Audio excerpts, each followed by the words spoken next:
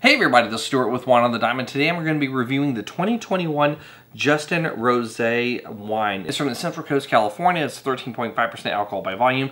And I remember the price on this wine because it was $19.42 for some reason at my local grocery store. And I thought it was funny because if you add a zero to the end of that, it's $19.420.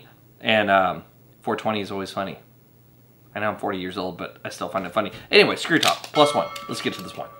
All right, from a color standpoint, I'm going to give you a pale orange pink / salmon. No artifacts, no cloudiness. All right, on the nose. Ooh, that is a little bit melony, a little bit of strawberry. All right, so the first thing I'm getting is this kind of mix between a cantaloupe and a little bit of a honeydew. More airing towards the cantaloupe. And I know that because I've harvested a ridiculous amount of cantaloupes in my backyard. It's been nuts. I don't know what it is, but it's like the moment the weather turned warm, I just had like 24 cantaloupes pop out of these few plantings we have, and now I have so much cantaloupe in my house. I'm doing like prosciutto wrapped cantaloupe. We're doing like cantaloupe sorbet, just chopped cantaloupe. I'm drying it. I'm actually trying to see if I can make a cantaloupe powder using like a really intense drying process. Like, I'm doing all sorts of stuff with cantaloupe. If you guys have cantaloupe ideas, please let me know, because good Lord, I'm up to my neck in it, and I don't know what to do. But this wine reminds me of everything I've been dealing with in the last 2 weeks. There's also a bit of a fresh red cherry.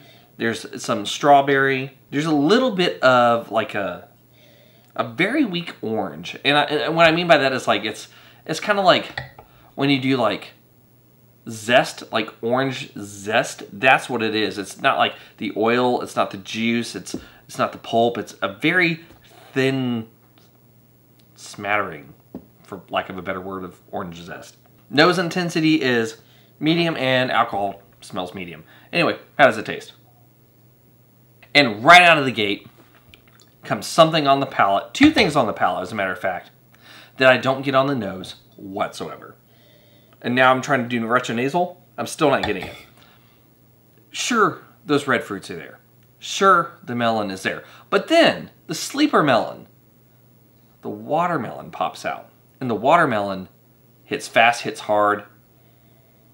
I mean, it zings you, like out of nowhere. And then all of a sudden, other melons come up to be like, hey, we're here too. And it's like a melon party. I don't know if that's slang for something, but I said it on camera, so at this point I'm committed. The other thing that I'm getting in this wine that I didn't smell, and I have a little, like, it's just very slight, but because its nature is so intense, it doesn't need very much to actually show up on the palate, is a little bit of cilantro. I'm getting like a little bit of, I guess, coriander leaves, cilantro, depending on where you're from. So I say that because I've noticed that my YouTube metrics have shifted. I'm getting a lot more viewership out of Asia, especially like India, Thailand, Malaysia. I don't know why. I don't know what it is but I thank you, because, I mean, the more viewers, the better, right? But I just find it funny because there's this like herbiness that pops up on the palate that you do not get on the nose. And I've been swirling this around for a really long time, and I'm not getting it whatsoever. Still, I'm not getting the watermelon, but the moment you put it to your lips, that's where it is. It hits the palate, it comes up on the approach, shows up on the mid-palate. Even the cilantro and the watermelon ease into the finish before all the rest of the melon elements pop up. It's a really interesting palate experience compared to the nose. On the palate, I would say it's medium plus intensity. It is a dry wine, even though it still is on like the medium to almost low expression of alcohol. And the body is a medium body wine. But that fruitiness, this wine actually has a really cool fruitiness. It just doesn't go away. It just, like, you lick your lips and like it's still there. It's just, I haven't geeked out on a rosé that I found in a grocery store that's like a commercial rosé in a while.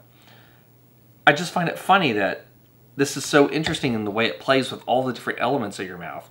It's not that the wine is super complex or anything, it just has a very playful element to it. Okay, with all that being said, let's get to the blick and see how it rates. From balance standpoint, full point. Length, I'm still getting a medium finish, so I'm gonna have to give you half a point here. Intensity, medium on the nose, medium plus on the palate, half a point. And in terms of complexity, I'm gonna give you 0.75. And there's a couple reasons here. One, 2021, don't expect any tertiary, and in general in rosés, I don't like tertiary. I kind of feel like it adds some characteristics to white wines, adds some characteristics to red wines. With rosés, it feels like it's a little bit out of place, just personally on my palate. So there's that. Also, there is a really good range of primary elements, especially with the melon and the fruit. I'm getting that cilantro effect. There's a little bit of that citrus element coming through.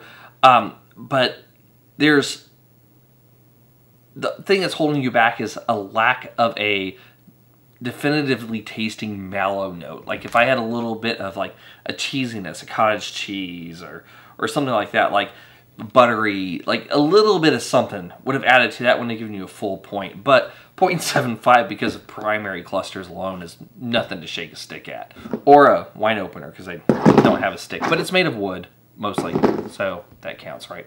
Alright, so in general, I'm going to give this a dual score this time. If you're someone who likes very fruit-forward, like rosés, and not a lot like super complexity, you just really want that fruitiness, that freshness, this is a very good. If you're someone who wants a little bit more complexity, you want a little bit more secondary, you want that mallow, you want some of those other expressions that happen with like neutral or slightly like second, third run barrel aging of rosé, then you're not going to get it out of this. So in that case, it'd be good. But regardless, it's a solid buy, and I stand by that. I actually haven't had a lot of like the Justin wines, and as a matter of fact, I think this is the first one I've ever reviewed on the channel, if I recall. If I have reviewed another one, it's been many, many years. But this might actually be a branch I need to explore a little bit more of, because I was quite impressed with this rosé, and if you take a look at some of the other stuff and it's just as good, if not better, then it might actually be worth the buy. Or at least that's the hope, right? So I guess we'll find out in future videos. Anyway, this is Mr. Stewart with Wine on the Dime. If you like today's review, please like, subscribe, and comment. Have you had the 2021 Justin Rosé, Central Coast Rosé? I'd be interested to know if you have. Leave a comment below, and I'll see you all again soon with another review from Wine on the Dime. In the meantime, I have to get downstairs and cook dinner. I'm glad I opened this wine because it's always what is motivating me to cook, because if I have a couple glasses, then I want to eat more, which is probably why I'm fat. So thanks, lockdown. That didn't help at all.